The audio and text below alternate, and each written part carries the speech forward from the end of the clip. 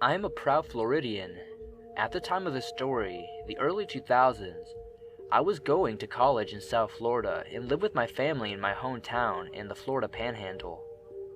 It's about a 7-hour drive up through Central Florida to get between the two places, so I mostly went home for the holidays.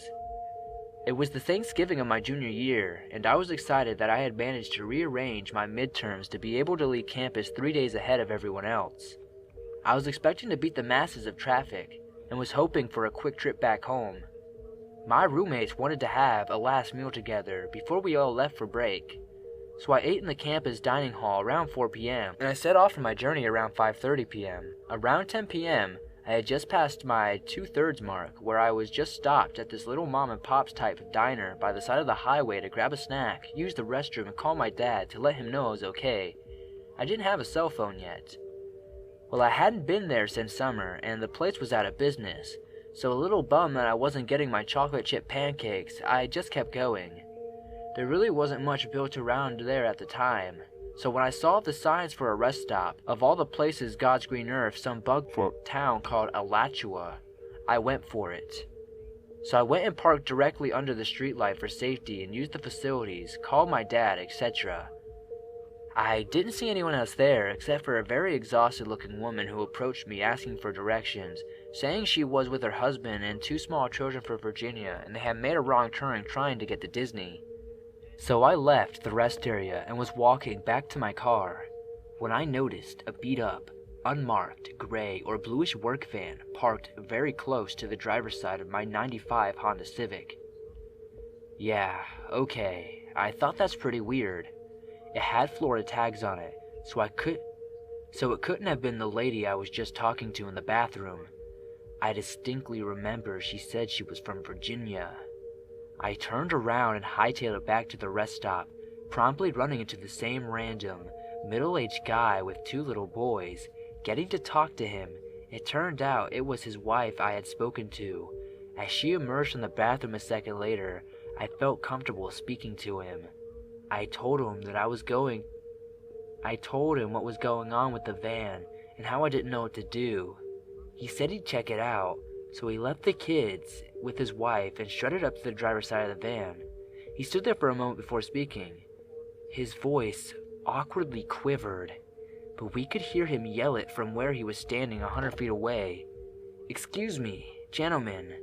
We already called the police, so I'm going to have to politely suggest that you get out of here." And then he ran back to us, grabbed his wife and kids, and pointed at me with a swift "you," and he said, "Come on, let's get in the car now." And we ran together. So here I was, confusedly sitting in the back of the stranger's SUV while he went to use a payphone and presumably called the police. Meanwhile, the van peeled out of there. Like I have never seen someone get out of there quite like they had got out of there before. They ran up on the curb on their way out. They burned rubber. It was almost comical. The cops got there and I found out what happened. The man went to go check on the van, and he could see in it pretty well because I had parked under the streetlight. The first thing he noticed was that all the seats except for the driver's seat had been removed, and the guy that was sitting in the driver's seat There was a guy sitting in the driver's seat and a guy sitting in the back, a tarp laid out in the back, and a bunch of other random items back there that he couldn't immediately identify. Neither of the guys were reading a newspaper or map or anything. They were apparently both just sitting there. It still makes me sick thinking about it.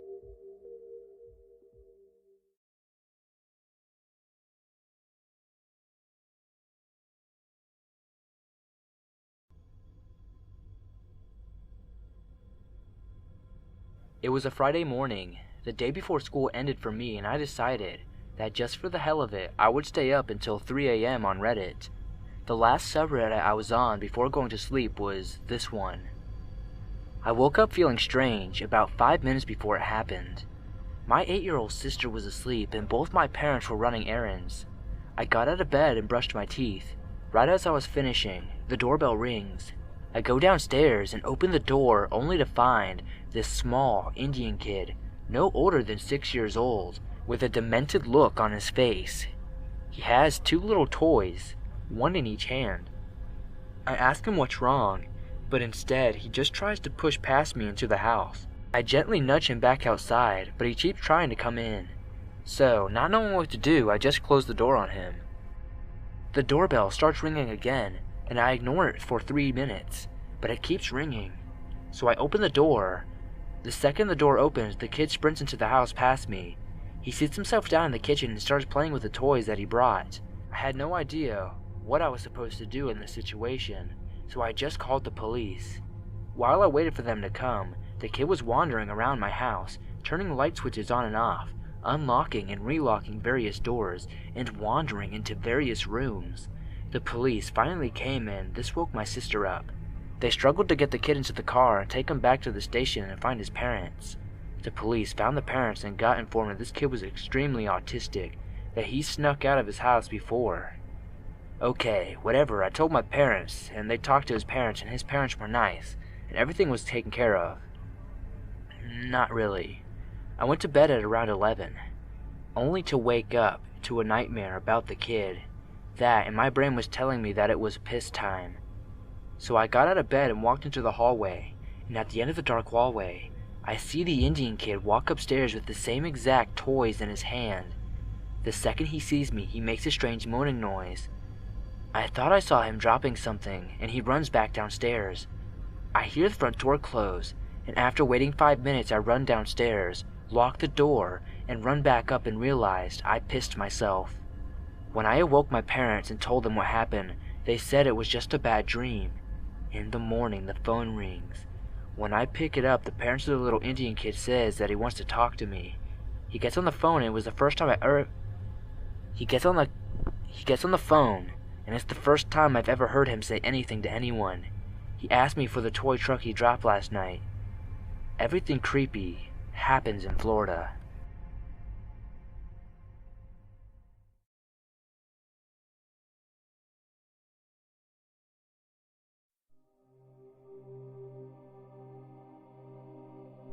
This happened to me about a year ago.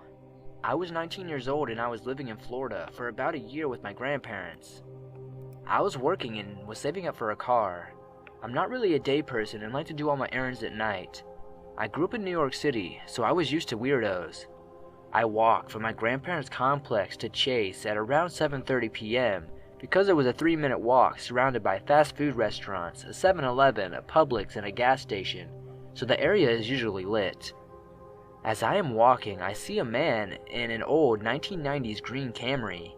He was a skinny African-American man, probably in his mid-30s, in a white hoodie and a black beanie, which strikes me as odd because it wasn't cold enough to wear a beanie. Inside, I see an African-American woman at the ATM machine, so I assume they must be together. She seems frustrated at the machine and says, "Hey sweetie, something is wrong with this damn machine, the card isn't working." Now I am standing a few feet away from her, at the corner by the door, to the entrance of the bank. I don't want to be hovering over people while they're doing their transaction. She is wearing a white hoodie as well, with a black beanie and pink leggings, and snow boots. I find it weird because like I said, it's not cold. I step closer and she is handing me her card to try it. I look at her card and not only does it still have the sticker across it where you have to take off to activate it, but it has a logo to a Bank of America. I get a weird vibe and look through the corner of my eye and see that her companion was out of his car, but it was still running with the headlights on. I kept my hands clutched on my purse and said, "Why don't you take the sticker off?" She then looked at me dead in the eye, in the nastiest voice, and said, "No, that's not it. Why don't we try your card?" After that, I stepped back to reach in my purse and pulled my Swiss Army knife. She sees it and walks calmly out of the bank. She gets in the driver's side of the car, and the male sits back in the seat, and they drive off.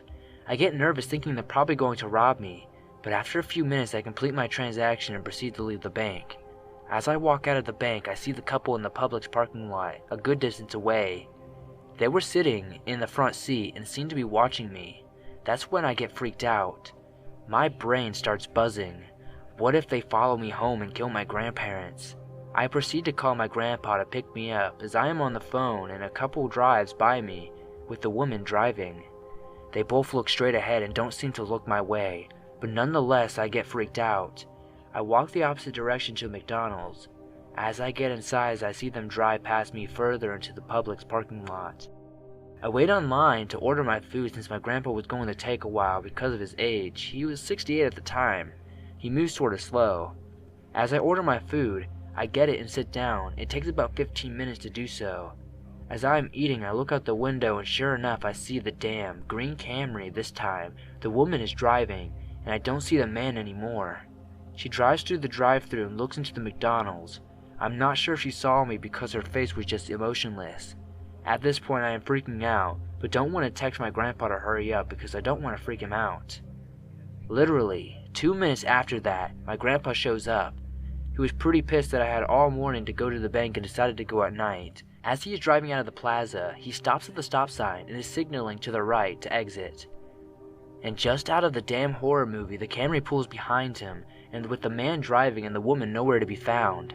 My grandpa drives off, and I look behind me to see the woman run from inside the McDonald's into the car, and they sped up behind us. I tell my grandpa exactly what's going on because at this point, I am shitting bricks, thinking what the freak is going on. My grandpa decides to drive a bit, but not go directly home. After a while, we stop at a fire station and pull inside the green. And we wait a while and call the police. Of course, nothing could be done because, well, they didn't do anything, but it was so freaky. I never saw the green car again, nor did I ever see the couple. But a lot of questions are left unanswered which bother me. I avoided that plaza for a while until I got my first car, but man, that incident freaked me out.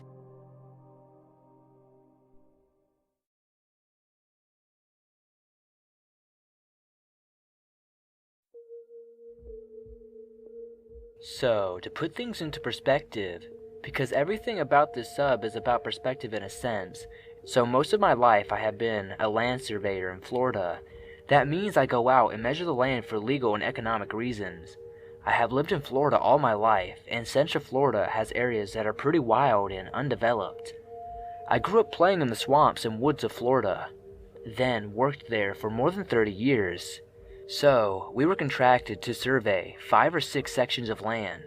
A section is about a square mile, dictated by one of the first acts of the first U.S. Congress called the Ohio Land Act. It lays out in law the way all future land measurements were to be made for this still in effect today.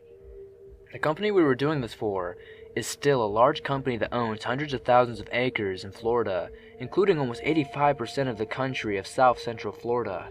There are many stories of the original brothers whose name is the company of hiring killers to acquire the lands that became their empire. No proof, but lots of local legends, mostly as an oral story of South Central Florida. So, this was in the 1980s. I loved my work. I spent all of my time in the wetlands of Florida. When you measured large tracts of land like that back in the pre-GPS days, you had to clear the property lines when it involved those tracts called sections, the square mile tract of land. You had to measure each one individually as part of the whole, and that meant you had to open up the property lines through the swamps and woods. We did this with machetes and chainsaws by hand. It could take weeks to do this, and this job was like that. And to give more perspective, I was a supervisor and kind of known in my community for being a wild man, though it was more style than reality. I wore a long beard, about a foot, and my hair, though I was bald on top, was about 15 inches long in the back. And because most of this job meant machete work while wading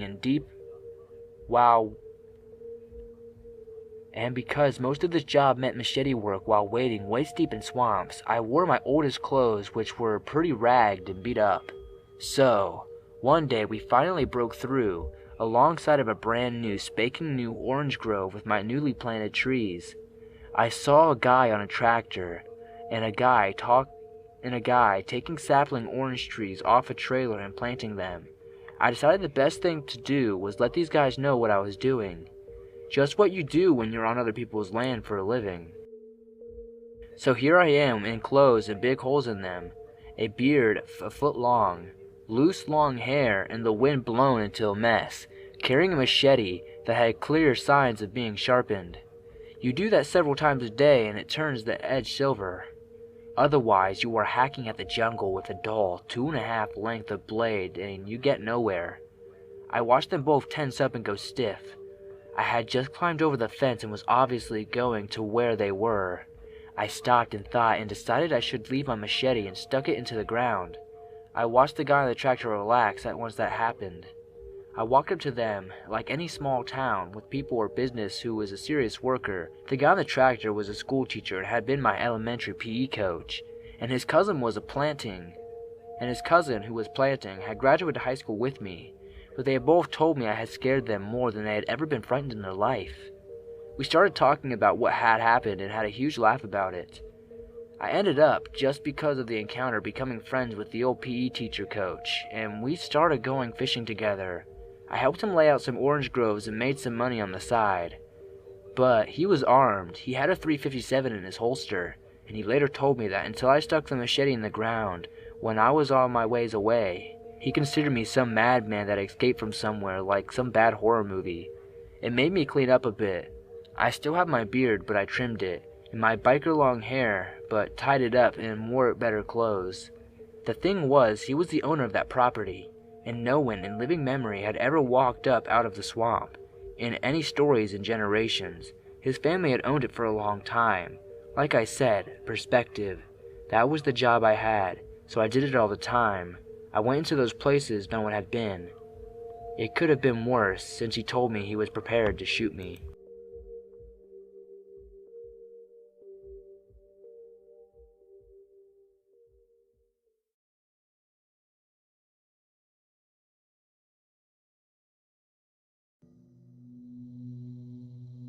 Bear with me, I'm not the greatest writer.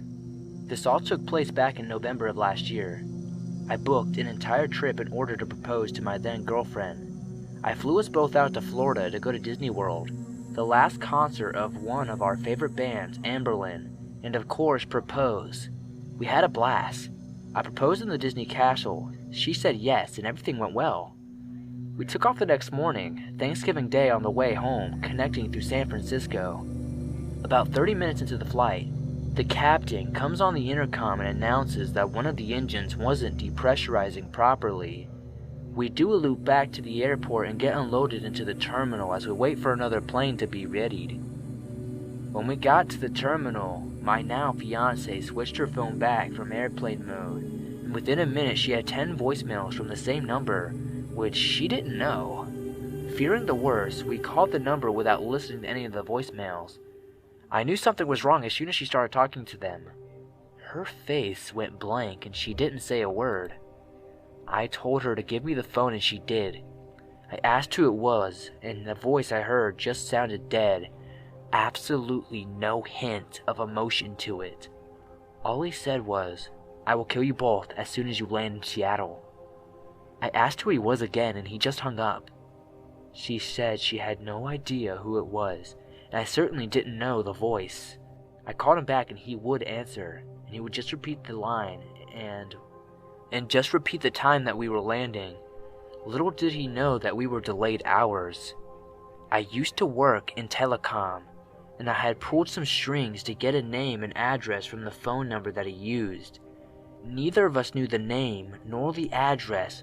She looked him up on Facebook and she had one mutual friend with him, her ex-best friend. We'll call her Karen, that she's no longer friends with and has got wrapped up in heavy drug uses and stole from my fiancé. We did a little more digging around and found out that he was the boyfriend of Karen's new best friend. My theory is Karen saw all the posts that my fiancé was posting on social media about the trip, the engagement, and the great time we were having, and she was pissed and wanted to piss on our parade. I didn't take it as a joke, however. A death threat is a death threat, and in my mind as meth heads, they could follow through with it on a whim. I called him and talked over his rambling and told him I was armed, I knew where he lived, and was not afraid to take things into my own hands. He hung up on me, so I called the Seattle area law enforcement and told them to call back on a non-holiday. So I called the emergency line and reiterated the same statement. We were on our own. We ended up flying in close to 9 hours after our original arrival time. Once we landed, we both had a single voicemail. Hers, I assumed, was from the guy, and mine, I had no idea, as he hadn't been calling my phone. My voicemail was from my dad, who said he had gotten a call from my neighbor saying that my mailbox had been destroyed. It looked like it had been hit by a car and the mail stolen from it. Her voicemail, however, was the guy screaming, "Where were you? How dare you?" And plenty of other threats and random yelling. I drove home and dropped my fiancée at her house, insisting she not come with me to my place in case there was someone still there. They threw a brick through my window with an old picture of my fiancée and Karen attached to it. I tried calling him to no answer. I went to bed after covering up the window with a tarp and making sure my fiancée was okay. I filed a police report the next day. They said I couldn't do anything without seeing them on my property. We blocked everyone involved on social medias and went about our lives. I didn't hear from him for about 3 weeks when he sent me a picture of my fiancée working. I immediately called her and told her to go into the back of her work, a bubble tea shop. I then called mall security and explained the situation. By the time they got to the food court where the picture was taken from, he was gone. At this point, I was done messing around. I knew his address and swung by and dropped off a note attached to a critical defense 40 bullets, saying, "This is your last chance to leave her alone. This is your only warning." It's been about almost 9 months now and haven't heard a single word or seen them again. But for both of our sakes, I sincerely hope we don't meet you, Tyler.